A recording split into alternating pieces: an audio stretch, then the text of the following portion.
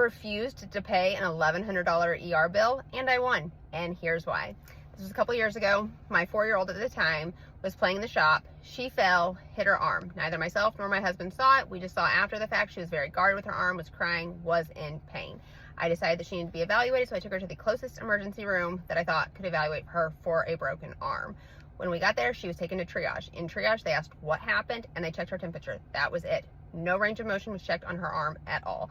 They did go ahead and order an x-ray. She went back for the x-ray. It was excruciating. It was terrible. Her having to bend her arm, all of those things. We were in the waiting room for approximately 2 hours. I got the notification on the MyChart that there was no break. Eventually, we were called back into the triage room, and they said, nope, no break. Use ice and go home. Did not touch her arm, did not look at her arm, did not ask her to move her arm, nothing. Next 24 hours, she seems to be getting worse. So I take her to a children's ER where they re-x-ray her arm. And in fact, her arm is broken. And I say, oh my gosh, how was this missed? Mind you, hospital systems are linked. And they said, it doesn't look like they x-rayed her full arm. And I was like, why would they not x-ray her full arm? And they were like, we're not sure. Like, standard of care is they should have x-rayed her full arm since nobody witnessed the fall.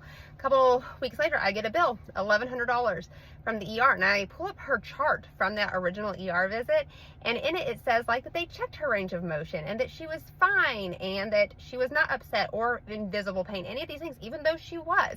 So finally I call and I'm like, hey, look, I am not paying this.